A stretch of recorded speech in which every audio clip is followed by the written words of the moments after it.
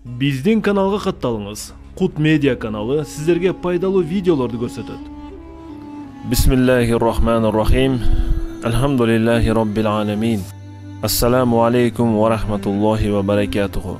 Биз сиздерге бүгүн билерманорду интеллектуалдык оюндан алынган айрым диний суроолорду берүүнү туура көрдүк.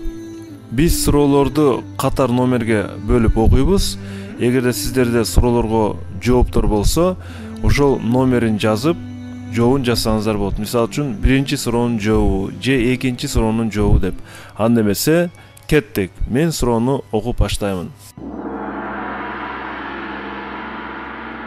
Кокон хандыгынын мезгилинде шаарга сырттан бирөө жарым төө мүнүп келсе, аны шаардын дарбазасындагы күзөтчүлөр төөсүнөн түшүрүп, шаардын ичинде төөсүн жетелеп жүрүүгө милдеттендирген. Демек, шаардын ичинде адамдар төөнү жетелеп жүрүшкөн, минген эмес. Сиздерге суроо, эмне үчүн төөнү минбей, жетелеп киришкен шаарга? Экинчи суроо. Ислам дининде 3 нерсе кечиктирилбеши шарт. Биринчиси, эгер кимдир бирөөдөн карыз болсоңуз, кечиктирбей бергенге аракет кылууңуз керек.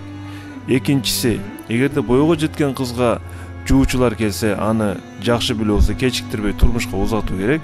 Ал эми сиз кадырман көрөрман, үчүнчү кечиктирилгис нерсени табыңыз. Үчүнчү суроо. Чыгыштагы эң чоң өлкөлөрдүн бири Индонезияда калктын 90% ислам динин кабыл алган. Бул өлкөнүн ислам динин кабыл алуусуна эмне эң негизги себеп болгон? Төртүнчү суроо. Көптөгөн мусулман өлкөлөрүндө, анын ичинде бизде дагы, айды белгилүү бир символ катары мечит медреселердин башына орнотуп коюшкан. Мунун себеби эмнеде? Бешинчи суроо. Зекет берүү бул парз. Куранда зекет деген сөз 32 жерде кезигет жана аны менен байланыштуу дагы бир сөз дагы ошончо жолу берилет. Бул кайсы сөз? Алтынчы суроо. Пайгамбарыбыз Мухаммад саллаллаху алейхи ва саллям көптөгөн жаныбарларга мээримдүүлүк менен мамиле кылган.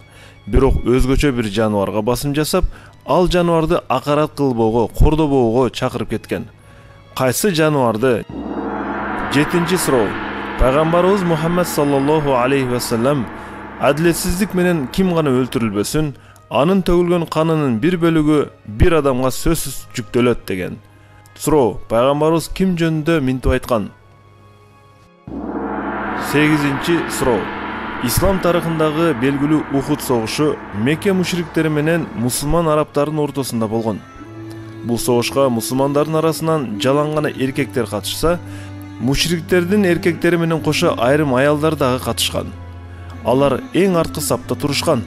Суроо. Бул аялдардын негизги максаты эмне болгон? Сегизинчи суроо.